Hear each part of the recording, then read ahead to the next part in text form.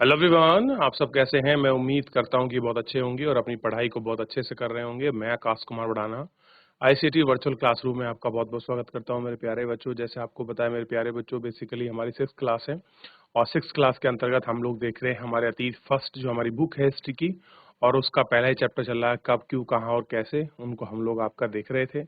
अभी तक इसमें हम लोग कुछ लेक्चर अपने कर चुके हैं। तो हम लोग समझ रहे थे कि जो हमारे पुरातात्विकविद है वो कैसे किसी चीज की, पुरानी चीज की स्टडी करते हैं, उनको हम लोग देख रहे थे। आइए तो हम चलते हैं सीधा अपने डिजिटल बोर्ड पर। तो आप देख सकते हैं अच्छे से, ठीक है। और यहाँ पर आपको दिखाई देगा पूरा। देखिए, अब कल हम जो पढ़ रहे थे, कल हमने ये सारी चीजों को पढ़ा था और हमने शुरू की थी यहाँ से कि हम अतीत के बारे में कैसे जानते हैं। अतीत मतलब वो पास्ट जो आपका बीत चुका है, जो गुजर चुका समय है, उसके बारे में हम कैसे जान सकते हैं। तो हमने देखा बहुत सारी ऐसी पुस्तकें हैं जो हमको लिखी हुई मिली हैं, उनके माध्यम से भी हम लोग ये सब चीजें जान सकते हैं, ठीक है। इनके माध्यम से हमने पढ़ा और साथ ही साथ हमने ये भी आपका देखने का प्रयास किया कि जो है हमें बहुत सारी चीजें ऐसी मिली हैं जिनके अध्ययन के आधार पर हम कह सकते हैं, ठीक है। उनको भी हम देखते हैं।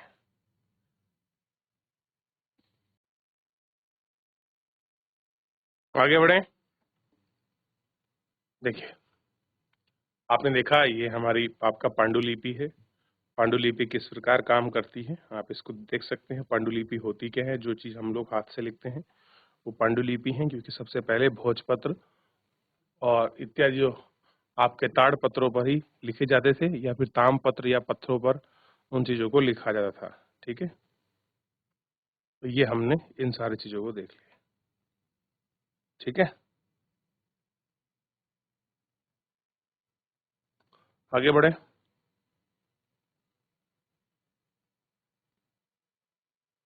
तो देखिए, इन वर्षों में इतनी पांडुलिपि को अब कीड़े खा गए, क्योंकि बहुत जल्दी नष्ट हो जाती हैं।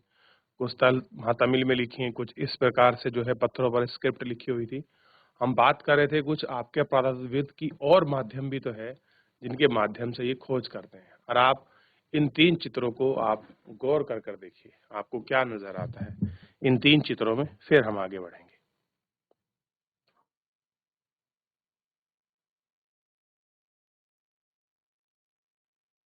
चलिए आगे बढ़ जाएं। अब देखिए, बाएं तरफ एक प्राचीन नगर से प्राप्त हुआ पात्र है। इस पात्र के तरह का प्रयोग 4700 साल पूर्व हुआ था। अच्छा, ये हम लोग कैसे प्रयोग हम बताते हैं कि 4 साल हुआ, तो हम इनकी कार्बन डेटिंग के आधार पर, उन आधार पर हम लोग इनको बताते हैं, ठीक। दाएं तरफ एक पुराना चांदी का सिक्का है। ये जो आप देख रहे हैं, ये आपका चांदी का सिक्का मिलेगा आपको लेफ्ट में, ये दो दिखाई दे रहे हैं।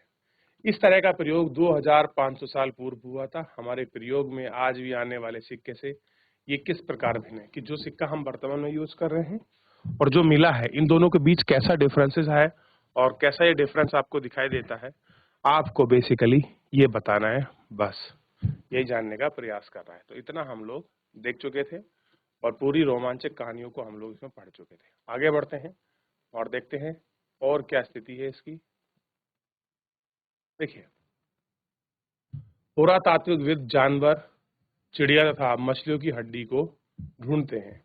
इससे यह जानने में मदद मिलती है कि अतीत के लोग क्या खाते थे। उन हड्डियों वगैरह को ढूंढ लेते हैं ताकि पता चल जाए कि वो अतीत में क्या खा रहे थे। वनस्पति के अवशेष मुश्किल से ही बच पाते हैं। यदि अन्न के दाने अथवा लकड़ी के टुकड़े जल जाते हैं तो जले हुए रूप में बचे रहते हैं। क्या पुरातात्विकविद भी बहुबुदा कपड़ों का अवशेष मिला है, और बहुत सारे ऐसे कपड़े हैं बहुबुदा जिनका जो अवशेष है वो हमको मिला है। क्लियर है, और हम उनको देखते भी हैं।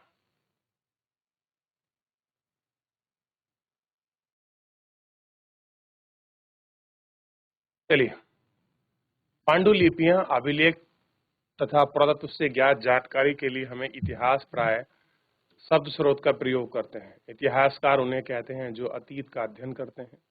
स्रोत के प्रमुख अतीत के बारे में पढ़ना बहुत रोमांचक हो जाता है, क्योंकि इस स्रोत की सहायता से हम धीरे धीरे अतीत का पुनर्निर्माण करते जाते हैं। इसलिए पुरातत्वविद उन जासूसी की तरह है। इन सभी स्रोतों का प्रयोग सुरंग के रूप में अतीत की जानकारी प्राप्त करते हैं। इन सारी चीज़ों के बारे में, इन सब चीज़ों के बारे में जो अतीत की जानकारी है उनको जुटाते हैं और उनको प्राप्त करते हैं। देखिए, तो अतीत में हमको क्या क्या जानकारी मिली, किस प्रकार से लोग खाते थे, किस चीज़ के हम लोग रिसर्च करते हैं, है क्या, यही है हमारा प्रयास जो है बना रहता है।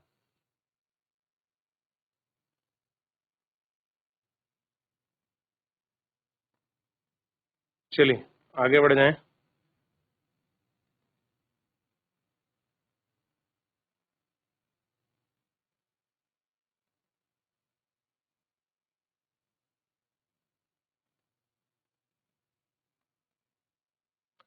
अतीत एक या अनेक।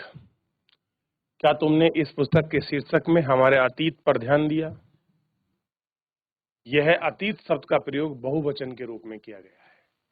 तो कैसा है बहुवचन? ऐसा इसलिए तथ्य है और ध्यान देने के लिए है। अलग अलग महसूस के लोग ने अतीत के लोग मायने हैं। उदाहरण के लिए पशुपालकों अथवा कृषकों का जीवन राजा तथा रानियों के जीवन तथा व्यापारी तथा जीवन शैलियों से बहुत भिन्न था। जैसा कि आज हम भी देखते हैं कि उस समय देश के अलग अलग हिस्सों में लोग अलग अलग व्यवहार और वापकारी रीति रिवाज का पालन करते थे। उदाहरण के लिए आज अंडमान निकोबार द्वीप समूह के लोग मछली पकड़ कर शिकार करते थे, फल फूल संग्रहण प्राप्त करते थे। इसलिए विपरीत शहरों में रहने वाले लोग खाद्य आपूर्ति के लिए व्यक्तियों पर निर्भर रहते थे। इस तरह के भेद अतीत में भी आपका विद्यमान थे। तो बहुत सारी चीज ऐसी हैं जो आपके पास्ट में जो थी आपकी विद्यमान है और उनको हम लोग आपका देख सकते हैं।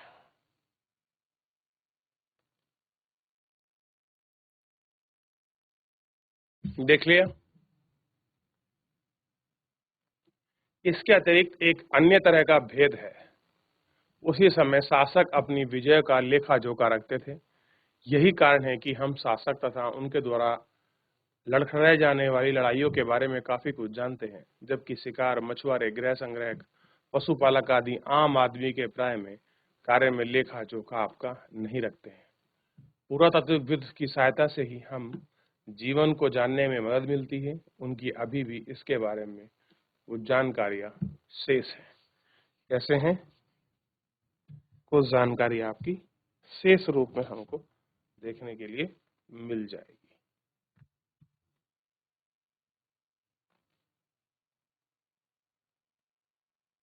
ठीक है, आगे बढ़े। अब इस समय तिथियों का बड़ा महत्व है। तिथि का मतलब, अगर कोई तुमसे तिथि के विषय में पूछे, तुम शायद उस दिन की तारीख, माह या वर्ष, जैसे कि 2000 यानी कि उसके वर्ष बताओगे। वर्ष की गणना ईसाई धर्म प्रचारक ईसा मसीह के जन्म की स्थिति से है। वर्ष, अतः 2000 वर्ष कहने का तात्पर्य ईसा मसीह के 2000 के बाद से ही है। ईसा मसीह के जन्म के पूर्व में सभी तिथियां ईसा से पहले के रूप में जानी जाती है। जो घटना ईसा मसीह के जन्म के बाद है, ठीक है, उनको देखते हैं, और जो पहले हैं उनको कहते हैं ईसा पूर्व। हम इस पुस्तक में 2000 को अपना आरंभिक बिंदु मानते हुए वर्तमान से पूर्व की स्थिति का उल्लेख करेंगे। ठीक है, कि हम अपने 2000 को क्या मान लेंगे, बिंदु मान लेंगे और उसी के आधार पर अध्ययन करेंगे। तो सबसे पहले बताइए, अतीत एक है या अनेक? आप देखिए,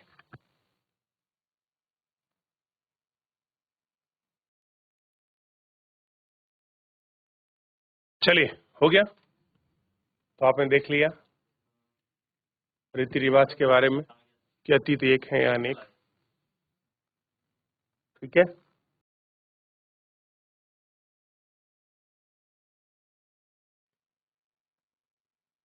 चलिए आगे बढ़ रहे हैं। और तिथि का मतलब हमने देखा, ईसा मसीह के जन्म से पहले की जो घटना है वो ईसा पूर्व, और जो वर्तमान की घटना है, जो आपके ईसा मसीह के जन्म के बाद की घटना है, वो ईसवी कहलाती है। क्लियर है? इतना हमने देख लिया। यहाँ तक किसी को डाउट, कोई क्वेरी?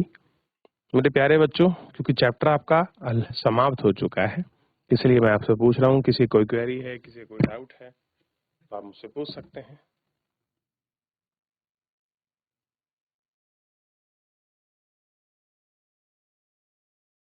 हो गया? चलिए आगे बढ़ रहे हैं, देख रहे हैं हम लोग, बात करेंगे अब इतिहास और तिथि के लेकर थोड़ा सा क्या अंतर रहा है। अंग्रेजी में बीसी, हिंदी में ईसा पूर्व, यानी कि बिफोर क्राइस्ट, यानी कि ईसा पूर्व होता है। तो अगर बीसी लिखा है तो हिंदी में लिखा होगा ईसा पूर्व, और बीसी को बोलते हैं बिफोर क्राइस्ट और हिंदी में है ईसा पूर्व। ईसा मसीह के जन्म से पहले की घटना है।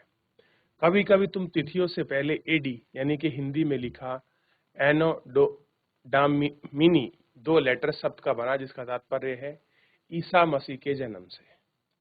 कब है? ईसा मसीह के जन्म से, अगर एडी लिखा मिला है तो।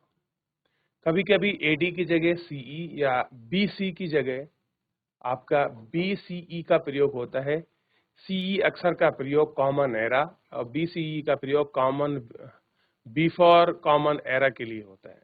इन शब्दों का प्रयोग इसलिए होता है क्योंकि विश्व के अधिकांश देशों में कैलेंडर का प्रयोग सामान्य हो गया है। भारत की स्थितियों के लिए विशेष रूप का प्रयोग लगभग 200 वर्ष पूर्व से आरंभ हुआ। कब से हुआ? 200 जो साल का टाइम पीरियड है उससे ये आपका आरंभ हुआ। ठीक है, ये आपको देखना है। ठीक, आगे बढ़ते हैं। कभी कभी अंग्रेजी के बिफोर अक्षर का प्रयोग तात्पर्य बिफोर आपके प्रेजेंट यानी के पहले से अधिक है। ठीक, और इसको देखा गया। अब हम बढ़ते हैं सीधा हमारा जो हमारे आपका फिल इन द ब्लैंक्स तो है नहीं पर, लेकिन हम पहले ये करेंगे आपके सुमेल करो, यानी कि सही मैचिंग हमको करना है। सही मैचिंग को हम लोग इसमें देखेंगे। ठीक है, और सही मैचिंग के लिए नर्मदा घाटी, मगध, गारो पहाड़ियां, सिंधु, थाई नदी, गंगा, इनको आपस में आपको मैच करके बताना है। चलिए देखिए, पढ़िए और मैच करिए।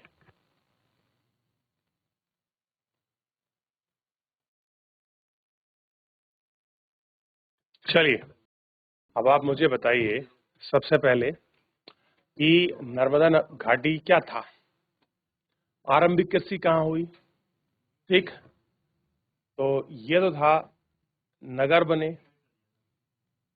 ठीक है, मगध पहला बड़ा राज्य था, आप पढ़ चुके हैं। ठीक है, गारो पहाड़ी में आरंभिक कृषि हुई। ठीक, नर्मदा बाप का प्रथम नगर था और गंगा घाटी नहीं नहीं उल्टा हो गया। चलिए पहले आप बनाइए, फिर मैं अभी बना दूंगा आपको, बिल्कुल आसान हो जाएगा सब चीजों को देखना।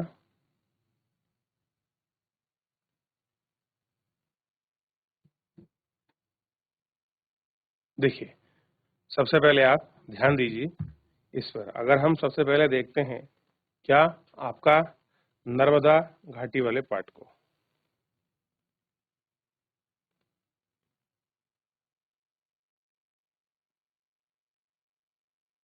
चलिए एक काम करिए, आप लोग घर से देख के आइए एक बार।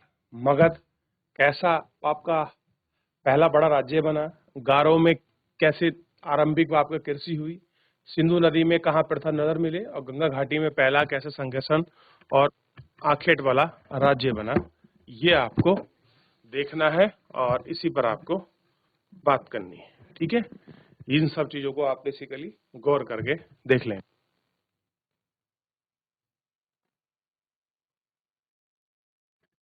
ठीक है मेरे प्यारे बच्चों,